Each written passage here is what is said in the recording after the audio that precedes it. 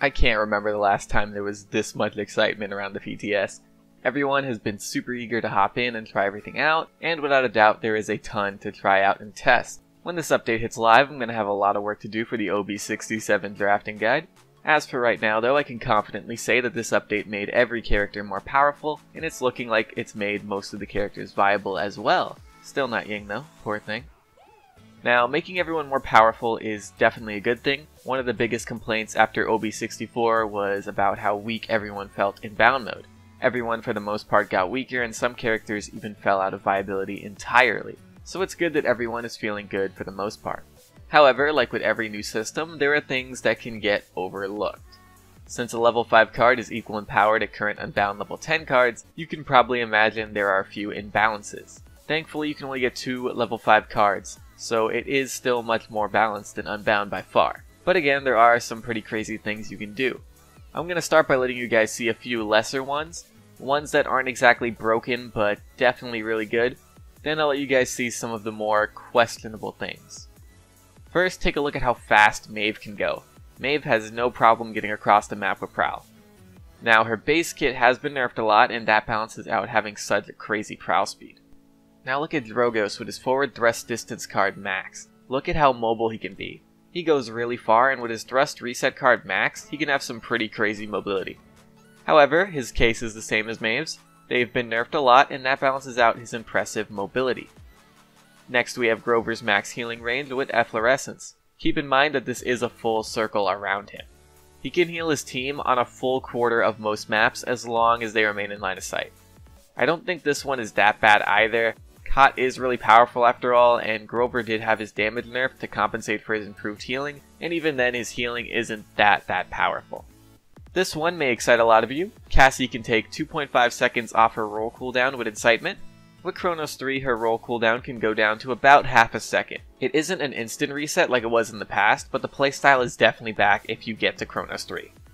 Okay, so now this is where we start to get into some more questionable stuff. Strix can kill any 2000 health character almost instantly with a sniper hit to the body and a flare with his flare talent.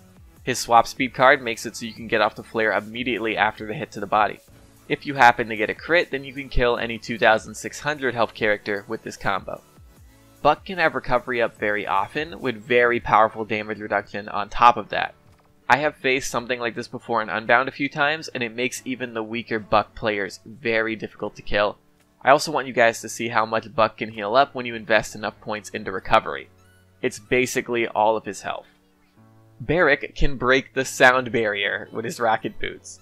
I've tried to ult one of these barracks as Drogos once, you'll never hit him. Don't even try. Inara can fly as high as Ruckus could before the aerial assault nerf. The double ult thing is only a training room bug, but being able to ult from the sky like that, while of course being one of the most badass things I've ever seen in this game, is pretty crazy. I don't necessarily think this is a viable way to play Inara, but it's definitely something that probably doesn't need to exist. Croc can have 2 totems out at once. Before Chronos, he can only have them both up for a second or two, but with Chronos 3, he can have them both up for quite a bit of time, and you can probably imagine how fast and much something like Inara would heal with Earth and Guard up when standing in both of them. This one isn't exactly new, but it is more easily accessible than ever before. Kanessa can basically be Tracer. Good luck ever killing her, let alone getting to her. Her mobility easily outclasses everyone else's. Skye can have double smoke bombs, and it gets even worse with Chronos 3. Her smoke and dagger talent makes it so you can get out easy and massive AoE damage while also blinding the enemy team. The smoke bombs aren't affected by Illuminate either, so there is no real way to counter this outside of running away and hoping the enemy comes out of the smoke to fight you and your team. This is something I faced in Unbound mode quite a bit as well, and I won't lie, it is easily one of the most broken and annoying things I have ever faced in Unbound. Now, I ripped this next one from yesterday's stream, so I'm sorry for the low quality, but look at how fast Torvald can make people when he bubbles them. That's an ulting Androxus moving side to side as fast as Genos can in Stellar Wind. Torvald can put a CC immune bubble on somebody for 4 seconds while giving them a 50% speed increase. And he can do that every 6.5 seconds. And that is before you even buy any Chronos. This was the only character I banned in sub-custom games yesterday because this is an absolute nightmare to face. That is not even the worst of it. OB67 has made the cutest character in the game into an absolutely terrifying demon of death and destruction. And that is Mowgli. Mowgli is the best character in the game as far as OB67 goes. Her cooldowns can be made incredibly low and it makes her nearly unkillable. Her survivability is off the charts. Look at how much Mowgli can sustain herself with Toot here. Now look at how much she can sustain herself with her barrier. Supports also got a buff that makes it so they get eliminations their teammates get as long as they're healing them. This applies to Mowgli too. I was able to get caught 3 after the first round. Also, take a look at how fast you can get her ultimate.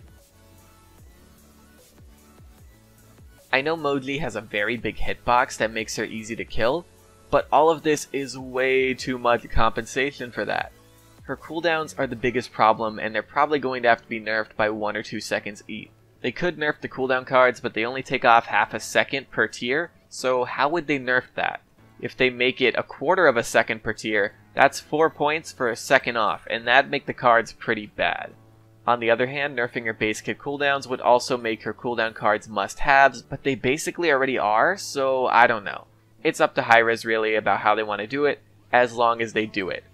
Mowgli on live is fine, a perfect balance between hitbox size and survivability. But this is crazy, and that's coming from somebody who absolutely loves this character. Easily one of my favorites in the game, and even I can still say that she needs to be nerfed. If you're still not convinced, take a look at some clips I pulled from last night's stream. This is me barely trying and not dying as Mowgli, by the way.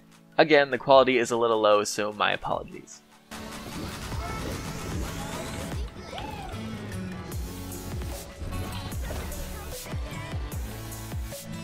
Uh-oh!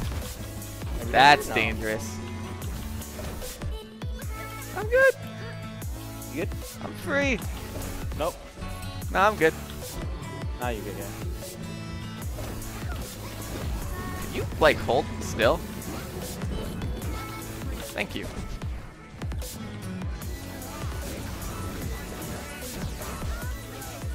Animal Prowler. That'd be too funny. Oh god, I'm dead. L0. No, let me kill L0. Your sight failed you. Let me kill. Bye.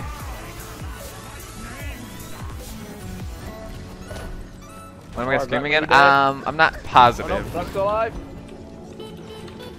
Goodbye.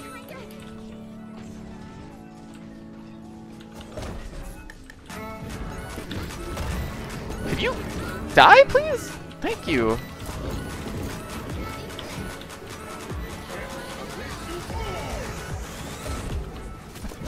Uh-oh, I fed that a little bit.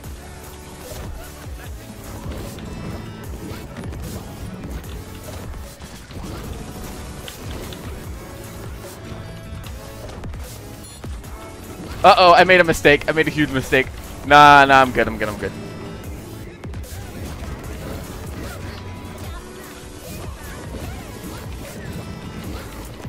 Like, look at this. This is gross. This is stupid. So, convinced yet? Anyway, hopefully they can address some of this stuff before putting out the update. If this goes live as it is, I see Mowgli and Torvald being the 2 must-bans or picks. I am fully confident that we'll finally see a meta where Makoa isn't always banned because that's how ridiculously overpowered these 2 are right now. I'm confident that Hi-Rez will fix this though. They have been making some great strides forward, and it's understandable that things won't be perfect when first letting out an update onto the PTS. That's what the PTS is for after all, testing this stuff and giving our feedback. So please, let me know yours, tell me what you think is broken and how you would fix it in the comments below. And that's pretty much it guys, I want to thank you all for watching, I very much appreciate it, and I'm going to see you guys later. Bye! All the things